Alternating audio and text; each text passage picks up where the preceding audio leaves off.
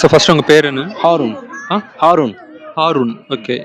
So நீங்கள் முஸ்லீமில் பார்த்தீங்கன்னா நிறைய கேட்டகரி இருக்குல்ல, ஷியா முஸ்லீம், சுன்னி முஸ்லீம்ஸ், நிறைய கேட்டகரி சொல்கிறாங்கல்ல, அதில் எந்த கேட்டகரி நீங்கள்? லொபை முஸ்லீம்.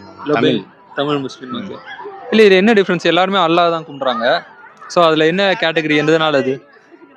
எல்லாரும் அல்லாஹ் தான் கும்பிட்றாங்க, இல்லைன்னு சொல்ல. நபிகள் நாயகம் ஸல்லல்லாஹு அலைஹி வஸல்லத்தை தான் பின்பற்றுறோம். அவங்க தான் வந்து எப்படி தொழணும், எப்படி இறைவனை வணங்கணுன்ற சொன்னதுக்கான அடிப்படையான காரணமே ரசூல்லா தான். அவங்கள ஃபாலோ பண்ணி தான் நாங்கள் எல்லாருமே பண்ணுறோம். அதில் ஒரு சில வந்து அதை ஏற்றுக்க மாட்டாங்க. அதில் பிரிவுக்கு ஏற்பட்டது தான் அந்த பிரிவினருக்கு காரணம். ஆமாம். Okay okay. ஸோ இப்போ நீங்கள் ஏதோ ஒரு இதில் இருக்க சொன்னீங்களே, இப்போ முஸ்லீம்ஸ்லாம் பொதுவாக பார்த்தீங்கன்னா லேடிஸாக இருந்தால் பர்தா போடுவாங்க, சில இந்த படங்கள்லாம் பார்க்க மாட்டாங்க, அந்த மாதிரி நிறைய ரெஸ்ட்ரிக்ஷன்லாம் பயங்கரமாக ஃபாலோ பண்ணுறாங்க. ஒரு நாளைக்கு 5 வேளை தொழுவாங்க, அந்த மாதிரிலாம் இருக்குல்ல. ஸோ அதை பற்றி நீங்கள் உங்களோட கருத்து என்ன? அதான் அதை பற்றி எங்களோட கருத்து என்னென்னா, நாங்கள் வந்து இந்த உலகத்தோட வாழ்க்கைக்கு ஆசைப்பட மாட்டாங்க பெரும்பாலும். இந்த உலகத்துக்கு அடுத்து மறுமை வாழ்க்கைன்னு ஒன்று இருக்குது. அதை தான் ரசூல்லா வந்து சொல்லிட்டு போனது. நீங்கள் வந்து நபிகள் நாயகம் வந்து ஒவ்வொரு விஷயங்களில் வந்து சொல்லும் பொழுது, நீங்கள் வந்து இந்த உலகத்தில் நீங்கள் பண்ணுறது வந்து இந்த உலகத்துலேயே உங்களுக்கு கிடச்சிரும். நீங்கள் நாளைக்கு மறுமைக்காக நீங்கள் பண்ணீங்கன்னா, இந்த மரணத்துக்கு பிறகு ஒரு வாழ்க்கை இருக்குது, அந்த வாழ்க்கைக்காக நீங்கள் பண்ணீங்கன்னா அது உங்களுக்கு பின்னாடி கிடைக்கும் போது, கடவுள் கையில் நம்மளுக்கு கிடைக்கும் போது வந்து ஃபுல்ஃபில்லாக இருக்கும். இதனால் இந்த உலகத்தோட வாழ்க்கைக்காக வந்து நீங்கள் எதுவும் பண்ணிக்காதீங்க, எதுவாக இருந்தாலும் கடவுள்கிட்ட கேளுங்க, கடவுளோட உதவியை கேளுங்கன்னு சொல்லி எல்லாமே வந்து அந்த திருக்குரான்ற சொல்லக்கூடிய அந்த ஒரு புத்தகத்திலே எல்லாமே எழுதி வச்சுட்டு போயிட்டாங்க. நீங்கள் தமிழாக்கம் கூட கிடச்சிருந்தா இப்போ நீங்கள் கேட்டீங்க திடீர்னு, இன்ஷால்லா அடுத்த தடவை நீங்கள் வந்தீங்கன்னா நான் எடுத்துகிட்டு வரேன், உங்களுக்கு அதை நான் கிஃப்டாகவே நான் கொடுக்குறேன். அதை நீங்கள் படித்து பார்த்தீங்கன்னாவே உங்களுக்கு எல்லாமே தெரியும். அதில் இப்போ முஸ்லீம்ஸில் பார்த்தீங்கன்னா நிறைய ரூல்ஸ் இல்லை. நாங்கள் படம் பார்க்க மாட்டோம், சரக்கு அடிக்க மாட்டோம். அப்போ இப்போ ஈவன் ஏஆர் ரஹ்மான் மாதிரி பெரிய ஆளுங்களுக்கு கூட பார்த்தீங்கன்னா மாஸ்க்லாம் விட மாட்டாங்கன்னு நான் கேள்விப்பட்டிருக்கேன். ஸோ அந்த மாதிரி ஒரு முஸ்லீம்ஸோட அந்த டிசிப்ளின்ஸ் அப்படின்ட்டு நீங்கள் ஏதாவது ஒரு சொல்ல முடியுமா? இதெல்லாம் நாங்கள் இப்படிலாம் இருக்கணும் அப்படின்னு. திருமறையிலே வந்து, அதாவது குர்ஆன்லேயே வந்து ஒரு வசனம் இருக்குது, உங்கள் கைகளால் நீங்கள் நாசத்தை தேடாதீங்கன்னு. அதை வந்து படிச்சிருந்த எந்த ஒரு முஸ்லீமாக இருந்தாலும் மது, சிகரெட்டு இந்த மாதிரி விஷயங்களில் வந்து போக மாட்டாங்க. ஏன்னா வந்து நம்ம கையாலே வந்து நம்ம நாசத்தை தேட முடியாது. அதுக்காக இது உலக திருமறையிலே வந்துருச்சு. இது உங்களுக்கு ஹராமாக்கப்பட்டது, இது ஹலாலாக்கப்பட்டது. அதனால வந்து ஹராம் எது ஹலால் எதுன்னு அவங்களுக்கு அந்த குர்ஆன் படிக்கிறதுனால தான் தெரியுது. அதை படிக்கிறாங்க, அது மூலயமா இது தப்பு இது கரெக்டுன்ட்டு ட்ராவல் பண்ணிட்டு போகிறாங்க. ஏன்னா ஹராம் எது ஹலால் எது.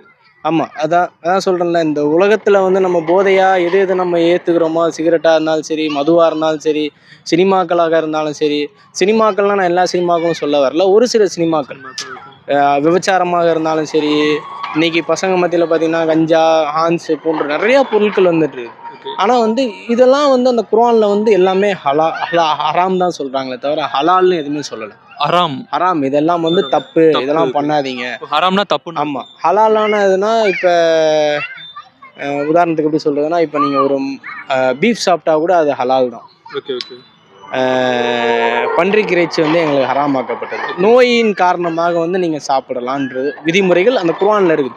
உங்களுக்கு உடம்பு முடியல, ரொம்ப நோய் வாய்ப்பட்டுறீங்க, இதை சாப்பிட்டா நீங்கள் உயிரோடு இருப்பீங்கன்னு டாக்டர் சொல்கிறாங்க, அந்த டைமில் நம்ம சாப்பிட்லான்ட்டு குர்ஆனில் சொல்லுது. அதே நம்ம நேச்சுரலாக சாப்பிடும்போது அது ஹராம். ஏன் காரணம் என்னன்னா, அது கண்ட இடத்துல சாப்பிடுது. இப்போ நீங்கள் மாடை பார்த்துருப்பீங்க, புல்லை தவிர வேறு எதுவும் சாப்பிடாது.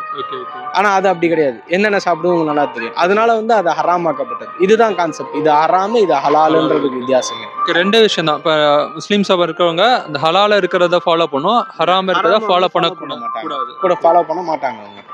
அதான் கான்செப்டே அதான். இப்போ நான் முஸ்லீம்ஸ்ல இந்த நபிகள் நாயகம் அப்படிங்கிற பற்றி நான் நிறைய கேள்விப்பட்டிருக்கேன். அவரை பற்றி ஏதாவது தெரிஞ்ச சொல்ல முடியுமா நீங்க? அவர் ஆக்சுவலா இறை தூதரா இல்லை எந்த மாதிரி? அது அவர் இறை தூதர் தான். இந்த சாமியார்னு சொல்ல முடியாது.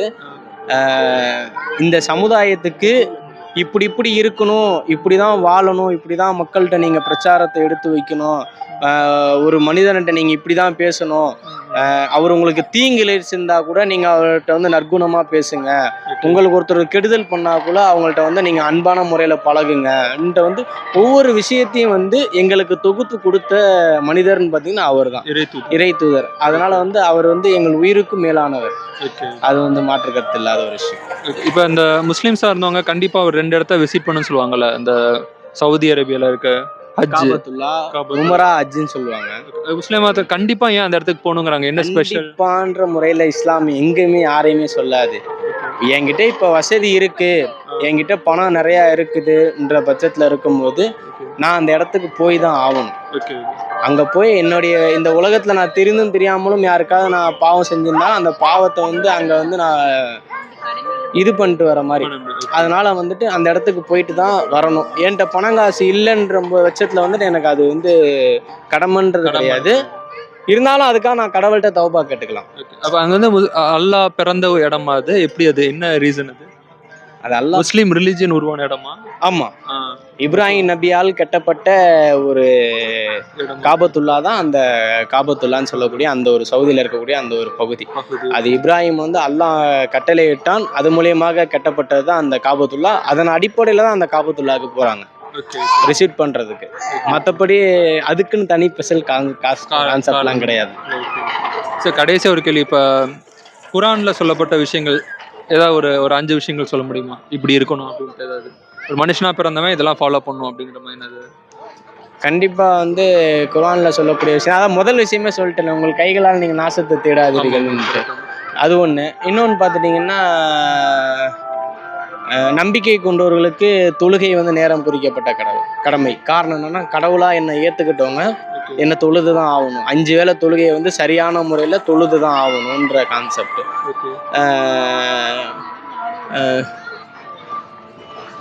இன்னொன்று வந்து பிறர் நலம் நாடுவது இஸ்லாம்.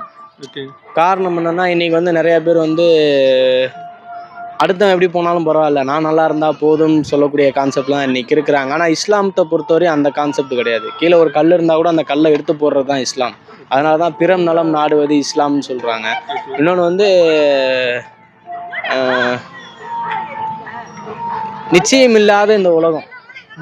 இந்த உலகத்தில் இருக்கும்போது நம்ம வந்து இப்படி இருக்கலாம் அப்படி இருக்கலாம் நிறைய பேர் சொல்லுவாங்க. ஆனால் இந்த உலகத்தில் நம்ம பிறந்துட்டோம்னா கண்டிப்பான முறையில் மரணம்ன்றது ஒருத்தனுக்கு நிகழ்ந்து தான் தீரும். அந்த மரணத்தை பற்றியும் குர்ஆன் சொல்லுது.